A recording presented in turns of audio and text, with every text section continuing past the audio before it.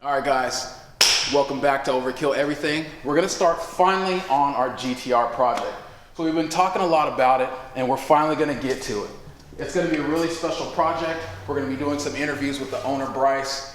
He has the biggest plans for this thing, and as always, you know us, we're gonna overkill it to the next level. So the first thing that we're gonna get into, we're gonna show you a little bit of the stock stuff that we have going on here, and then we're gonna dive into what we're gonna do to upgrade this bad boy into the ultimate overkilled GTR. So first and foremost, let's go dive into it. We're gonna pop this hood as soon as I find this popper. Never mind any of this action. Ironically, even though you see some damage on it, this vehicle only has 20,000 or so miles on it. So it's an extremely low mileage example. When we think JDM, I know a lot of people think of pristine vehicles, pristine automotives, but those guys like to drive their cars over there. When they start to wrench on them and they start to dig into them, a lot of things like guys like me, when we get to dig into these cars, we notice that they're just like everybody here. They like to do a lot of do-it-yourself stuff, and you'll see a lot of hacked together items that are very, very intriguing, very ingenuitive, but at the same time, they've got to go. So the first thing we're going to dive in here and do, we're going to get the radiator out, get all the fluids dumped out, get all this crossbar off. We're going to get the rest of everything else off of here so that we can drop this engine. So of course in this project, we're going to be going with a 2.8 Nitto internal engine that we're going to be building here in-house. Likely we got a few things coming up for the transmission. We'll start talking about that a little bit more later. As you guys know, twin turbo from factory, but twin turbo no more. We're going to be going with a Doc Race twin scroll T4 6466 top mount setup. So that coupled in with the 2.8 up from the normal 2.6 liters is going to give us a car that's relatively streetable, but it's going to have a lot of top end power. So we're going to get rid of all of these floppy crap, dirtiness. We're going to clean this up, make it into a beautiful project. The ABS system, back in the early 80s, 90s, they sucked. That's when these ABS systems were getting big. They put them in all of the different Japanese cars, and they never really worked very well. So it's actually better to get rid of these, get a better proportioning valve system, and kind of upgrade from there. So we're going to be taking that out. We're likely going to be getting rid of the stock brake booster, relocating the battery, redoing all the wiring, aftermarket intake manifold, aftermarket suspension, radiator, everything that works. So I'm going to dive on in here and stop talking and get to it. All right, let's see if this bad boy starts. It's been sitting for a while. And before we take it apart and rip the heart out of her, let's let her roar one more time. Not bad for a cold start.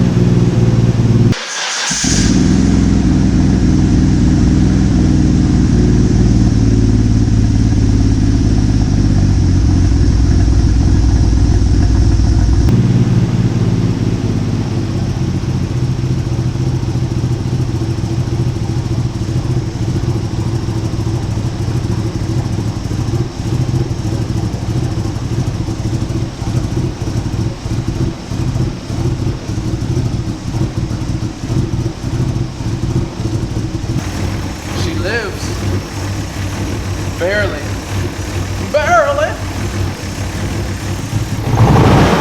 Individual throttle bodies are so ridiculous.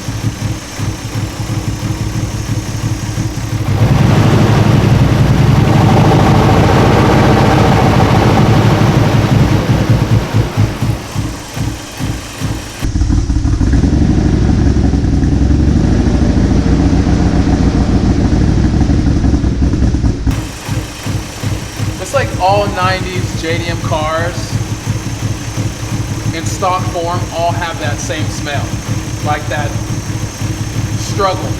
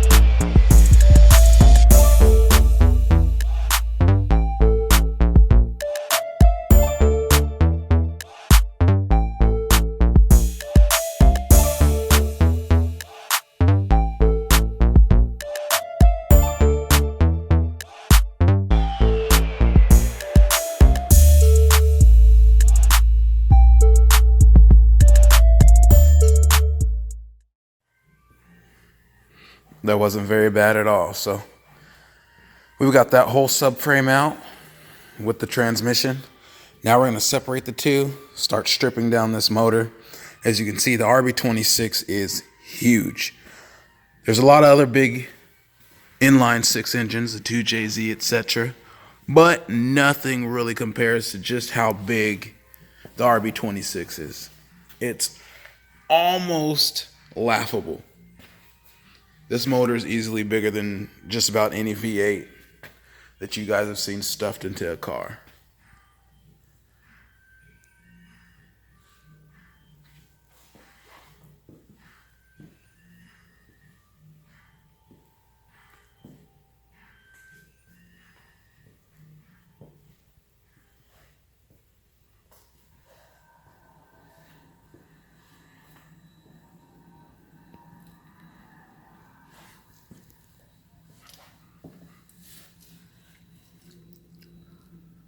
Also, now that we have a lot of the power steering stuff out, we're going to get rid of the HICUS system. All these extra power steering lines that run to the back, we're going to be eliminating that.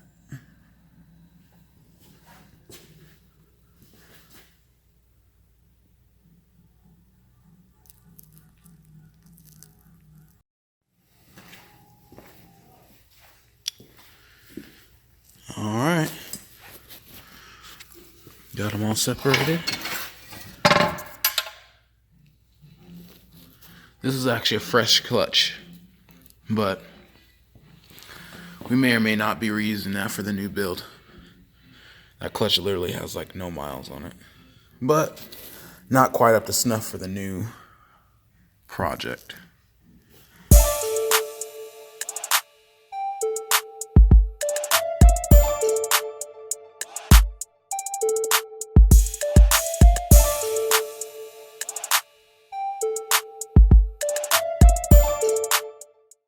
So finally, we have the heart of our GTR project out of the car. I know you guys just saw a quick time lapse of us getting that out of there. We made it done in about 5 minutes or so flat. You know, we worked pretty quick. However, the next step is we have to break this down because we will be building this motor in-house. So one of the comparisons that I know we made in the video is how big the RB26 is. Now, the champion, the king of Japanese engines, is probably, especially in the inline six world, I don't even know if you can argue it, but it has to be the 2JZ. It's an amazing platform. I love the RB26, but we're gonna have to check that out real quick. So we have a good example between these two here. So here we have one of our 240 2JZ swap projects with, of course, the big spoolie boy on it. This is a very similar style build to what we're gonna be doing also on our GTR GAIJIN project. As you can see, it's nicely tucked. You've got everything where it needs to be, powder coated, very clean, and we want to make sure that we're able to duplicate that with the GTR as well. Now, in comparing these two motors, the 2JZ, of course, is going to be a 3.0 compared to the 2.6 that the RB26 is, hence the name RB26. Now, to gap that performance difference, we are going to be stroking our RB26, and it's going to be an RB28 in essence, using the Nitto 2.8 high compression I-beam complete forge internal setup. So that's going to be in another episode. However, we are going to finish breaking this down and being able to see these differences. One thing you might note with the 2JZ opposed to the RB26 is it's going to be a system you're more familiar with. You're going to have a single throttle body on it. They're both going to be facing in the same direction. This one's already been converted to a single turbo top mount, but originally was a twin turbo, just like this one was. So we're going to take that bi-turbo setup, turn it into a single turbo setup as well. It's going to allow us to condense and save space. You have less moving objects, less rotating, less weight, and in doing that, you're going to be able to have more performance, more power, and in a little bit cleaner look. Now, not to say that twin turbo setups aren't absolutely awesome. Just for what we want to do, it simplifies it and definitely gives us the full ability to get the most amount of power and response out of the setup. Something like this is undoubtedly a great example of what happens when you put your mind to it. So the client that this vehicle belongs to, this was his Mona Lisa project, so to speak. So in us finishing this for him, he's already put in a lot of time, effort, energy, blood, sweat, and tears, and definitely money into creating something that when you guys see this at a show, when you see it on the street, whatever that you guys do, you'll definitely see that this is truly overkill and definitely something that you're gonna be proud of. So we're gonna hop back over to the RB26. It's of course not as nice and shiny and beautiful as that is, but at one point that looked just as bad as this did. So we're gonna start digging into this. It's very heavy, very clunky. We have the twin turbo system here. This is gonna be on the driver's side. So if you're looking into the car, it's gonna be like this. So you've got the driver's side, which is gonna house our turbos. You're gonna have this passenger side, which is gonna be where the intake manifold is, which as you can see is a little bit opposite of how we have that set up here on the 2JZ. The RB26 also has sort of a ITB setup, an individual throttle body. There's not going to be a single throttle body here at the end of your intake manifold. However, there is going to be a throttle link system that's going to all be linked here, and each one of these are going to be able to open, allowing for some adjustability if you want to do any type of tuning. But when you get into stuff like that, you complicate the system a lot.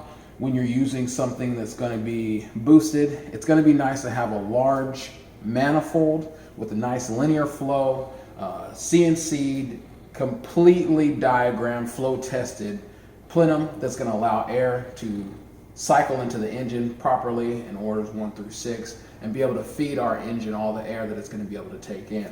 So we're going to get to that soon enough. First and foremost, we're going to be taking off everything off the front end. We're going to take the big boy gun out, get off this harmonic balancer. As we spoke of before, this harmonic balancer is being replaced with a Ross unit, the racing unit. It's a great company.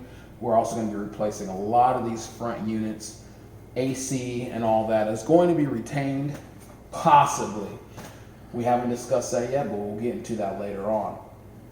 Underneath here, we're going to be changing out the cams. We're going to be changing out the valve train. Everything in this engine is going to be touched or non-existent to what is here right now. So also on top of that, we're gonna have different aftermarket injectors. We're gonna be going with the ID2000s. We're gonna be running dual rails, so we're gonna go with the ID1000 and an ID1050X setup. That way we're gonna be able to run something that's very streetable, especially if we have a pump gas map with the 10Xs as our primaries, and then our ID2000s are gonna be able to kick in when we want that full boost power. Now, the other difference that you might see in this engine, you won't be able to really see it on the 2JZ. However, in the RB26, here for the all-wheel drive GTRs, you're of course going to have your front diff. Now, the very interesting and cool thing about the way these are set up is, as you can see, it is one with the oil pan. So if you've ever looked up the price of an oil pan for one of these RB26s from a R32, or actually any of the GTRs for that matter, you're going to see a steep price, and that's because the actual front gearbox is connected as one part casted into the actual oil pan, and the shaft runs straight through the middle of it. So that's going to be something we're definitely going to have to get off of here. We're going to relocate this horrible oil filter housing placement. As you can see, probably one of the absolute worst. You know, that's when engineers definitely like to screw you over by sticking this right here underneath the manifold. So if this was in the car, it's really a pain to get to. So we're going to be using a Gritty relocation kit. We're going to relocate that to a much cleaner, much easier area for us to be able to gain access to it. And all of this fun stuff underneath here is also going to be deleted because we no longer need that. So I'm going to hop on into this, start digging this out, get the turbos off of it, get everything put away in the bin. And then after we get done with that, we can break this engine down and get ready for the full rebuild. It's a shame we got to do that on a motor that only has 20,000 miles on it. But hey, you got to pay to play. You got to get in to win.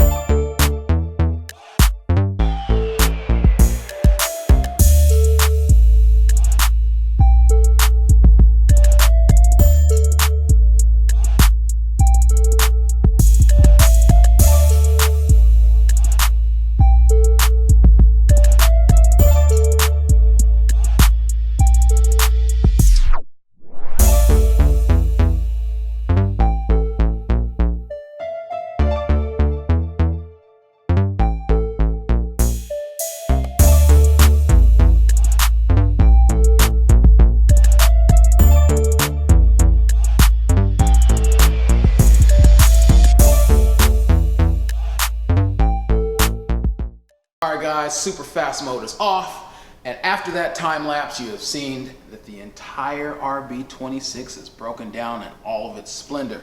Of course, we still have a few things left on here. We have the mono style valve covers with both of the dual overhead cam areas split into two, which is very unique to this model. Also, along with that, the oil pan, that front diff, we're gonna be taking that off next as we dive a little bit deeper into the full rebuild of this motor.